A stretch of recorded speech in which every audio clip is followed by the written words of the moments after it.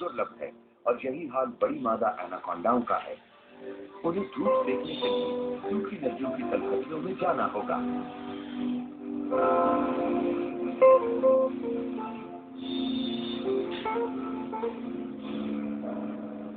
मरिया म्यूनोज के शोध के लिए धूप सेकते एनाकोंडा सांपों को पाना बहुत जरूरी है।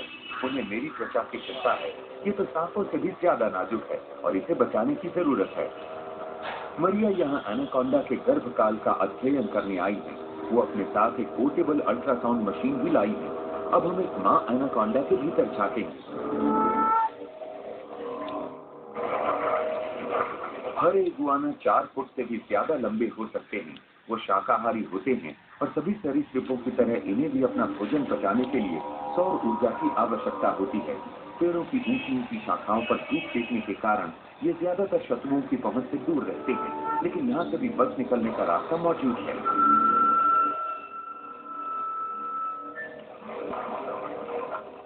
इगुआना तैरने में भी उतने ही माहिर होते हैं जितने पेड़ों पर चढ़ने में, और इस मौसम में तो छिपने के लिए काफी पानी उपलब्ध है। वो तो मुझे वहां तक पहुंचे हुए नजर आए जहां मैंने उल्लू देखे थे। अब तो ये कैपिबारा के लिए एक विशाल स्विमिंग पूल जैसा है। नाजिर, ये देखो क्या है। ये तो काफी बड़ी मादा है। हाँ, इसी की तो हमें तलाश है। मैं इसका फिर पकड़ूंगा। बिल्कुल। और तुम अल्ट्रासाउंड मशीन लाओ।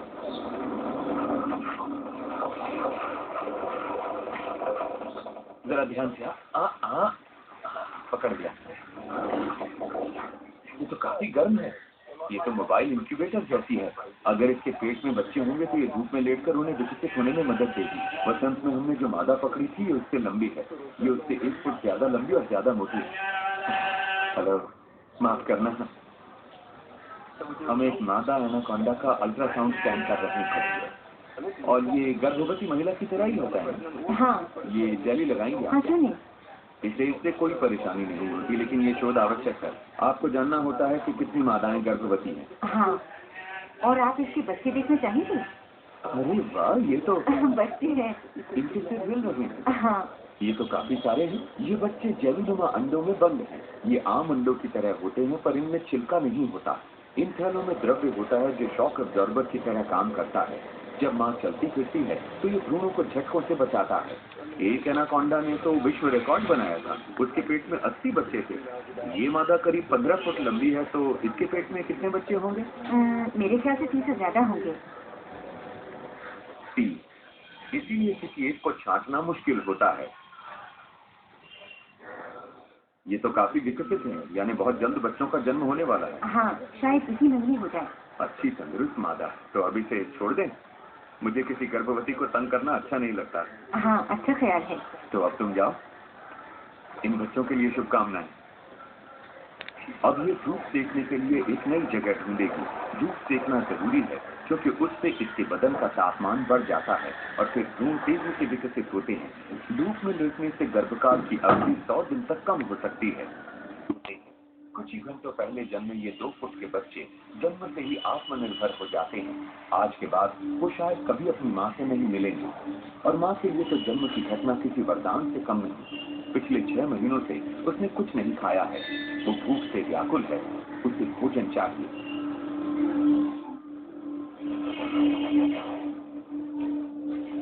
अगर इस जैसे सांप के बच्चे को एक विशालकाय सांप बनना है तो उसे शुरू से ही एक कामयाब शिकारी बनना ही होगा।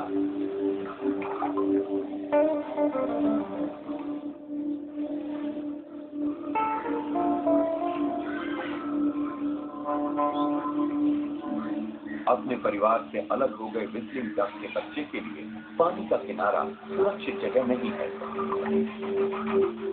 लपलपाती जीभ शिकार की गंध पा लेती है।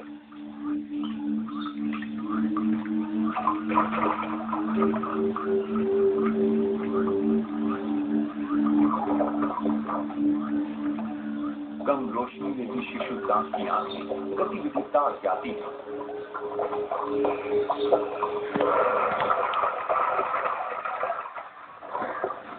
इसके जबड़े में पीछे की तरफ को झुके दांत चूजे के मांस में फंसकर अपनी ताकतवर कुंडली की तरफ खींच लाते हैं।